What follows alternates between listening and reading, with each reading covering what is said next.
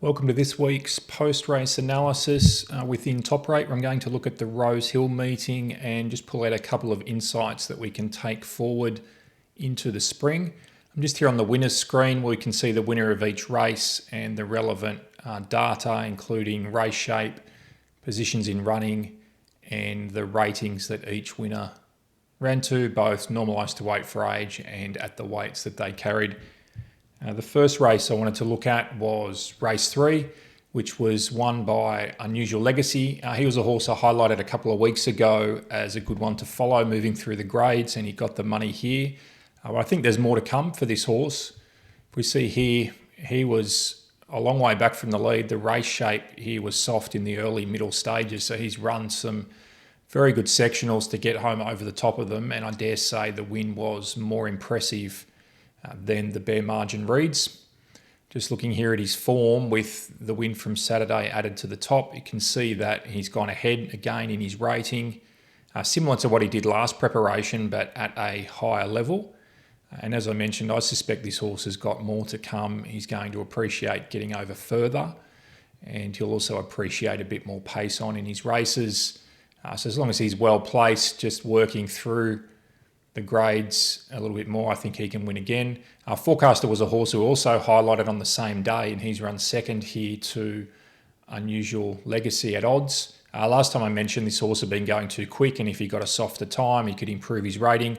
He certainly did that here. He's improved to something like his best from here at Rosehill, but done it over 1800 and given every chance with the sort of softer pace. So I don't necessarily think he's a horse to follow, but he's obviously going very well.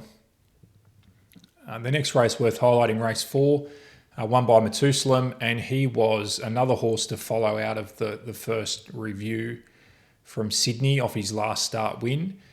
Here I think he was well suited and he did the job well enough. You can see here the race shape, strong early speed and then slowing through the middle and late stages. So it was a race that suited closers. And that's why I want to highlight here the run of Campbell-Dino. He's the only horse here you can see that was near the lead and managed to survive to be somewhere in the finish. All of these other horses closed from off the pace, so I certainly wouldn't be getting too carried away with their form. Campbell-Dino, he's only a lightly raced stayer, still a 4-year-old, and I like this upward trajectory he's going on in his ratings here, especially the run from Saturday, where he sat up on that fast pace and has run a new peak rating. So I think there's a bit of merit in that performance. And again, he's just a benchmark horse at the moment working through the grades, but I think he's one to follow. Race 6 was the Shaco Stakes, won by Sunshine in Paris, going back-to-back after winning the race last year.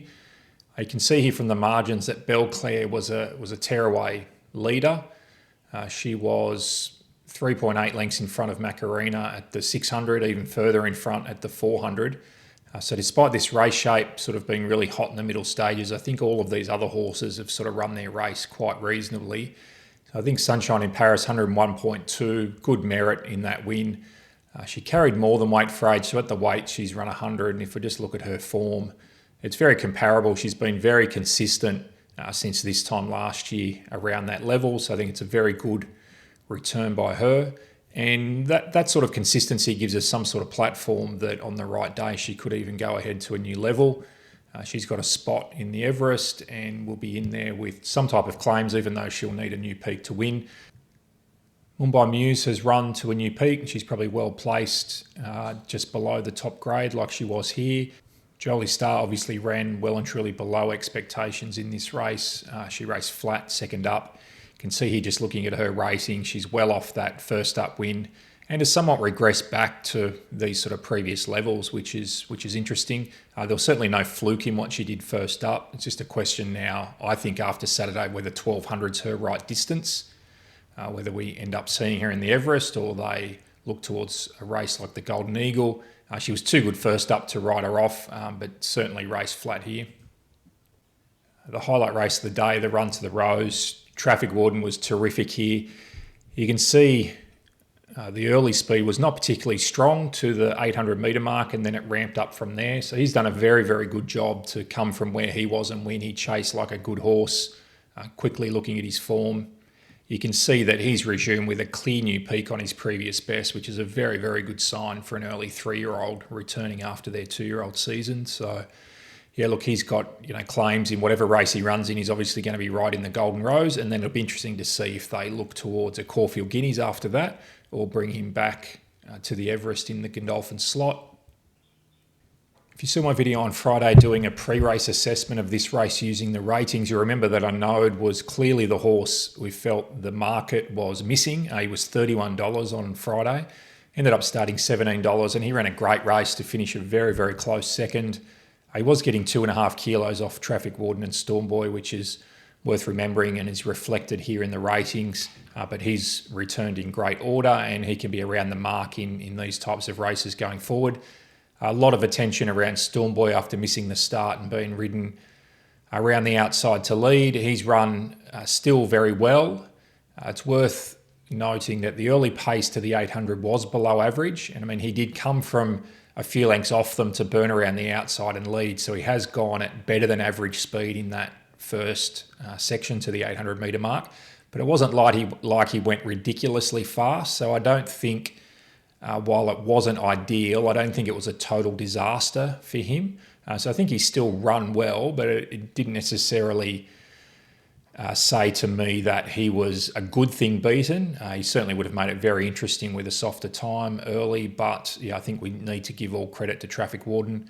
Linebacker was obviously the eye catcher in the race. Looking at the margins here where he come from, his last 100 metres was terrific, and he was just held up on heels in the last couple of strides, but he was full of running through the line. In a rating sense, he's resumed here at a good level. I saw here as a 2-year-old when he got up over further, he's rated sort of slightly higher. He looks right on track to reach at least those levels and perhaps even better this preparation when he gets up over further. So yeah, I think a super return by him, and he's going to be well suited up in distance. Just going to race 10, last horse to highlight was a Straka. This horse was heavily back, 70 to 460. You can see here, they may have even bet more than that early. I had no favours here from the race shape, especially to the 800 metre mark. If you just look at the margins here, all of the horses anywhere in the finish, within 3 lengths of the winner actually, were all on pace or handy, and he's come from a long, long way back, and that's a totally dominant performance. So he looks a very, very smart sprinting type of horse. Perhaps not top level, but I'd suggest just a level below that. You can see he had a big win here at Eagle Farm. He's returned just a little bit below that off a less suitable race shape and less suitable position in running. So he's on track to match that performance from Eagle Farm, that rating, or perhaps go even better. And yeah, I dare say that he has a decent win in him sometime this spring, and he's probably a horse well worth following, especially if he's going to go to another benchmark race or even just a lower level listed race or something like that. So that wraps up the review for this week. Plenty of interest as we look forward to the spring.